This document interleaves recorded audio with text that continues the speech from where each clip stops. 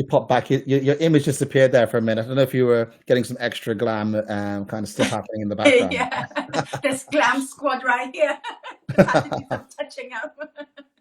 I was actually thinking today to do a Pamela, kind of like tune into my inner Pamela Anderson and go makeup free, but I couldn't quite do it. I mean, I I'm don't wear loving it. makeup I'm loving anyway, it. but you know, like there's that thing, isn't it? Like showing up on screen.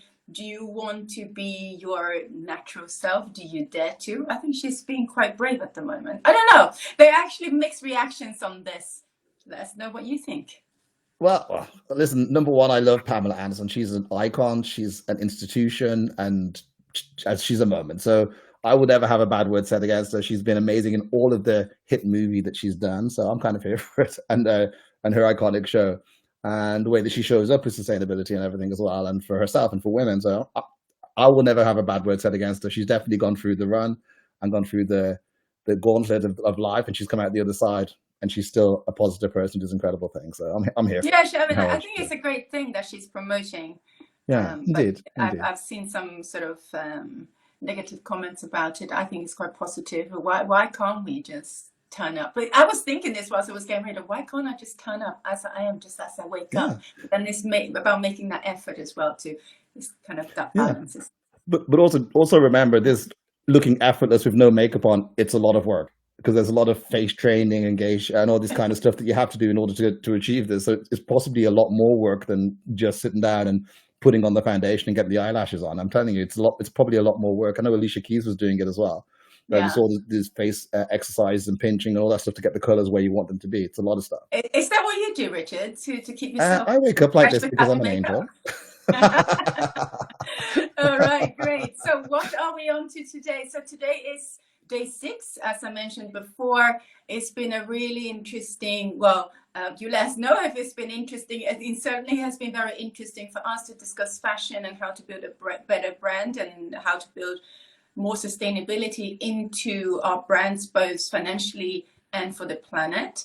And so that today, I think we're going to discuss something slightly different, aren't we, Richard? So Yeah, is our topic I think it's today. kind of leading on because we've had some really great conversations this week, and I think a lot of the time we've kind of really kind of recognized like how the fashion industry has really kind of improved over the decades. Let's say we mentioned a couple of days ago about how the amount of water that we use in the denim industry is a lot more reduced because they're using lasers now, and in the dyeing process it's a lot less. They're using vegetable dyeing and vegetable tanning when they're doing leathers, all these kind of things, which are really good for the environment and really support making the environment a lot better.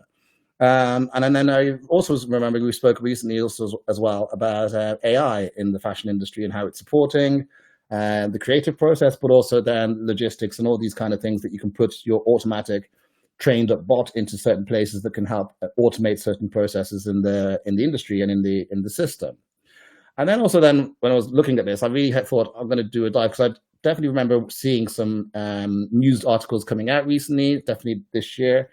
The first one I saw came out, I think, January the 9th, and it was about how if you just use, say, an example like your chat GTP and you organize it to write just one email of 100 words, to do that once a week for a year, that will use 27 liters of water. And I couldn't quite get my head around how that works until I read a little bit more about it. And it's actually to keep all the servers cool in the cooling systems used for this massive amount of data processing that this new AI is using. So they need cooling towers. They're using only fresh water, which is obviously a drain on the water in the surrounding areas.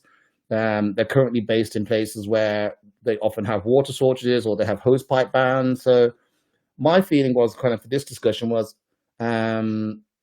where is the line between like something sustainable, which is like making less samples, using things more digitally, but then also then realizing that, oh wow, this could also be damaging to the environment in a different way. Like how deep down and how far should we keep going as individuals and business owners and on this journey? And obviously, I'm not saying stop using AI because the cat's already out of the bag. It's already going to be part of our system. But it definitely raised some questions on like responsibility and usage and all these kind of questions, I think, as well. And then I think on top of that, there was also some other information that came out from Microsoft from 2021 to 2022 and they were using GPT-3 and GPT-4, which is the languages for all the AI. And they said from 2021 to 2022, their water usage was up by 34% in that 1 year. And then for Google for the same period, their water usage was up 20%. So these are massive companies, and that kind of jump, it's surprising. And I think even as individuals living in this very regular world, if your water bill jumped up by 35 or by 20% in the users, there would be some questions about what's happening there as well. But yeah, I think it's just realizing the incredible amount of energy and water resources that are needed to keep this information that is being generated every single second going. How do you feel? So with the increased water usage, I haven't actually looked into this very much, which I'm kind of not surprised when we're aware of these issues. And I also know that even when we store emails, that's why I actually actively go in and delete emails as often as I can. And sometimes I just want to get rid of all of it, actually, because even when we store emails, it still needs to sit in the cloud, it still needs to be sitting in the server, so that actually we're utilizing water in a way and energy to store everything that we don't need. Yeah. So now we're not just talking about physical waste, we're actually talking about digital waste as well, right? Yes. Like, what are we doing to that? And it's funny that you wanted to talk about this today, because I'm currently working on this system with some brands on how we can automate their systems to reach out to wholesalers. And for that, we actually use a lot of automations. For that, we use a lot of, well, not a lot, but we do use some ChatGPT features within that as well. And we're building AI bots. So when you look at it in that way, you kind of go, okay, maybe that's not the best thing to do. But at the same time, you would still reach out to people. You would still send emails out to people. You would still send DMs to people, or it's really hard to know what is the best thing to do. And like you say, how far do we go within our companies in terms of thinking of sustainability and what is sustainable in terms of resource use? And I don't know a lot about this. Maybe there are some experts here. I don't know if anybody's listening. If you are an expert within this field, feel free to comment. Maybe we can have another conversation about this, just that we can shed a little bit more light into this topic. So I don't know. It's my answer. I know that is a problem, but it's like endless. It is so difficult to balance what is right, what is wrong. Do we just sit here and do nothing now? Do we not do AI altogether? ChatGPT is definitely a tool that we use all the time for various reasons. Yeah. Like, it's very useful, but then what is the alternative? Yeah, and I think that's the case. You've hit the nail on the head there, is why I think the technology is there, but I think they're building it very quickly, which is fantastic. But then they've got to make sure that they make ChatGPT and they make all these AIs, they need to make it sustainable, because it's something they're creating from scratch. And they have the opportunity to make sure they do things in the correct way immediately, like how we have all of our new brands that are starting up with people at the beginning of their journey. It's much easier to be flexible and say, yeah, we can move those servers to a cooler climate, or we can move to a cooler country where there's a lot of rain, and it's not going to be not having in places where water is at a disadvantage. So I think they have a unique opportunity, and I think that like I said, I mentioned those two companies, which are absolutely gigantic. They have unlimited resources where they can literally place this anywhere they want in the world and make sure that it can still do the same job and be efficient and still be profitable in the way that they need it to be. And then it can be sustainable for the rest of us to use also. So I think definitely in this particular case, the responsibility definitely falls on the creators of these things in this kind of moment. But I think it's important for us also just to be aware of what's happening around, so that we're not just blindly letting these things run for a long time, and we should be aware to call out and just to make everybody know that, yes, we are seeing this, we are taking notice also, and it's important to us that the right solution comes out at the end. Yeah, I mean, it's a lot to consider in terms of broader sustainability. I think we touched on this before as well. It's like, it's the materials, the resources, financially, it's energy, it's water, it's dyes, it's pollution, it's so much, and also it's transportation. We haven't even touched on that as well. Like within fashion, everything that gets transported from one place to another and back again. Sometimes we get the fabrics produced in one area, and then we transport to a different area to get the processed, and then we and then the production happens somewhere else, and the ship's over here, and it goes back again. You're like, all of that as well. It's sort of endless. Yeah. And I'm a bit worried that when we get too involved, can we get too involved is also one question. We need to know this. But when we get too involved, especially as a smaller brand, you get so overwhelmed by the whole thing. It's like, actually, I'm just overwhelmed. I can't do anything. And this causes a lot of anxiety. But it's the same with consumerism, right? Yeah, indeed. Where do we go? What do we do? We spoke about that yesterday. Exactly. It's like, I don't know what to buy.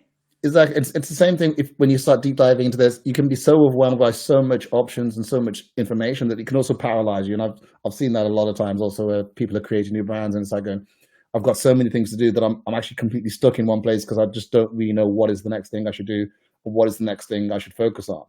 And I think maybe this is a different kind of a different branch off the tree that we're building together. Maybe this is to help people on that journey and to figure out the steps so that they can do things in a logical order and get the certifications they need, and make sure that they have things in place that make it easier to do these transitions and do these moments. Maybe that's a different branch of the tree that we're building together that maybe we should look at, because I think it's a valid point, and I think there's a lot of information out of there. And I think in a lot of cases, a lot of people are going, well, which is the correct, or not the correct one, but which is the one that I should be focused on for my part of the journey, or do I need to be aware of every single thing at the same time? Or, there's a lot of, I don't want to say things that will slow you down, but it's good to go in with an open mentality, and to be aware of, I'm creating a new brand. If I'm doing it, I'm going to hire people. I want to make sure my office environment is a good place to work and I'm supporting people. I want to make sure that the people I work with, or they're producing our products, they're being looked after. So these are just simple things that you can put into your brand ethos, into your brand mentality. And then it's just making sure that you can have the things that fit onto that.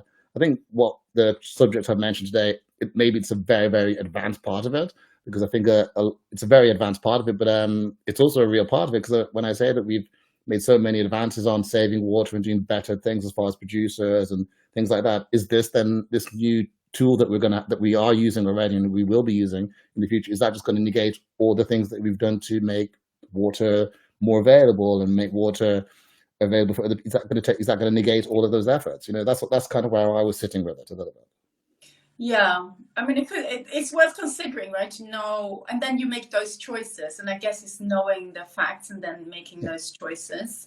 But for that, in every area, and I think this is what we're trying to build for the Circular Fashion 360 platform that we will be working together. We'll talk more about that another time, but it's bringing together experts within each field to give us the information that we need in that specific area, so that we are more well informed without having to go through tons and tons and tons of information, because we don't have time to do that really. We can't be an expert at everything, but we need to know what's necessary. So if somebody can come in and give us their view, or as much as we need to know to move forward. And I think for me, building a brand, or building a better brand, is about making the right decisions for us at that moment in time. Like, we can't make decisions based on things that we don't know yet. And sometimes we make mistakes, but that's why we need mentors, right? Like, to come in and say, hey, do this. We know that this is how it's done. And then we can make a decision, a better decision based on that. I agree with that. And I think you're right. Any decision we're making today, it doesn't mean that we can't make a more informed, updated decision tomorrow when we get new information, or we get some new data, or some new background, or some new choices. So I think it's like almost like what we were saying at the beginning of the week. It's like it's on the journey of sustainability. I don't think there's many people, regardless if you say you've got B Corp certification, you could say I've done it 100%. It should be a journey that is continuous throughout your journey with your brand. I think that's a really nice way of looking at it, actually. Yeah, because I think there is a lot of blaming. Okay, there are some bigger companies that have the right information and the right team, and they're still not doing it. Okay, fine. But then there is a lot of smaller companies that I tend to work with a lot, with the startups, the smaller companies that wants to grow. And I really want to nurture that space as well. The smaller companies, the smaller brands who wants to make a change, but they don't necessarily know yet how to do it. And I don't want to go out there and blame all of these brands and go, hey, you should be doing this, and why are you not doing this? Because they did not know at that point, or they didn't have capacity to make the changes yet. So I think looking at it as a journey, like you just said, it's a process. It's not 100%. Can we build a brand that's 100% sustainable, both business-wise and for the planet? No, we can't. But could we be better? And I think that is what we named this program we're launching on Monday now, Build a Better Brand. For me, it's a journey, it's building better. It's not build a perfect brand, right? It's how do we build a better brand for us, for the planet, for everybody else? Like it better, I think is the key word in how we can do this. Everybody just doing better every day. Indeed. I agree. I agree with that sentiment wholeheartedly on that. It's fantastic. Yeah, it is a journey. And I think you're right. We definitely have experts at our fingertips on a lot of these subjects, and we can definitely call people in through the network to definitely give us those big overarching information that we need. Maybe this is just zoning in on one particular thing, and maybe the rest of it will be cancelled out. So it's but it's just something that popped up, and it just kind of raised a few questions. But as you say, it's a journey, and being able to have those open conversations, being able to have that kind of great consult and get that big backup, I think that can really help support you on this journey, so you don't become frozen in your momentum for your brand. Yeah, I think that's what it is. Sometimes we learn too much, and then we do get frozen. We kind of go, oh no, but then what's the point of me reducing the waste here or the energy and the water use here in my collection when I actually utilize ChatGPT to write my emails? And one email you said 27 liters over the year. I mean, we sent thousands of emails. I know, it's worrying. Yeah, we do. I mean, especially as a marketing company, that's what we do. We send emails, we send DMs to people, we send messages. Like it's a constant thing. If we stop doing all of that, indeed, how do we market? Even like us now, we're talking live, but this utilizes energy. This utilizes, I'm sure, water use and light. Like, where does it stop? I think it's about moving forward, right? Like, okay, this is out of our control a little bit. What can we do within our control, within our brand, to do better? I think is maybe the question we need to ask. I think that's the right sentiment, that we should wrap and put a bow around this subject, and I think it's a good way to tie it all together. Is what can we do better? How can we make this more?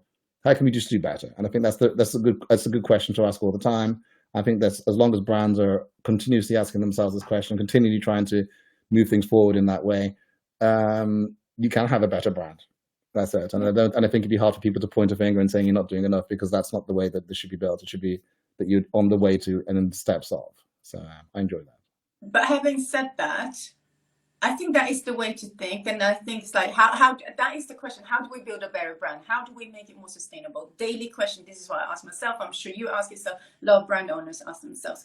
But I think, though, leading back to the program that we're launching on Monday, I'll share the link here in a moment if anybody's interested, is that we still need to do the foundational work. 100%. We can't build a better brand based on guesswork.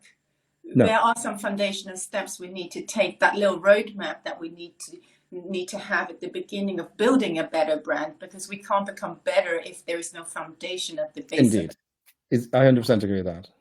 So that's what we want to sort of encourage people to do as well, to really do the foundational work, have the numbers in place, know what kind of resources they are using and how you're dedicating your team to do what. And these are the things that we are going to be talking about on Monday. I'm going to share the link here for anybody who's interested in learning more about how to put the structure in place. Indeed. For the brands, so that they can build a better brand.